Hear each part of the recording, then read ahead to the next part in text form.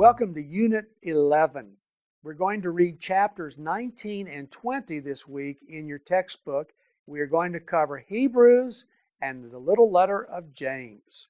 Well, class, Hebrews reads totally different from the letters we've been reading from Paul so far. It reads like a sermon. It's more like a homily. It's less like a Greco-Roman letter with the very formal parts of the letter that we've seen throughout Paul's letters. There's a great chain of Old Testament quotes in the book of Hebrews. We're going to read about the supremacy of Christ and God's Son and this mysterious Melchizedek. Who is this guy? We're going to study about Moses and the high priesthood of Christ. Now, who's the author? There are many propositions. In fact, it was Origen who finally said, only God knows who wrote this letter. Where was it written? We're uncertain, but you're going to see Carson and Moo argue for Italy. When was it written?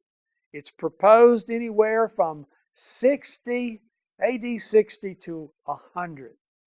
Probably pre-70s is most likely, and you're going to see why Carson and Moo argue for a pre-70 writing of this letter. The purpose of this letter is written to Christians. They are being urged, don't turn away from the faith and don't fall back. The little letter of James is what we call a general epistle. Sometimes it's called a Catholic epistle. Now that's not Catholic as in Catholicism, but it's Catholic used as a universal kind of general epistle because it's not addressed to any one congregation. This is a book about the trials on our faith. It's to the community of faith. There are dissensions. There are troubles in the church.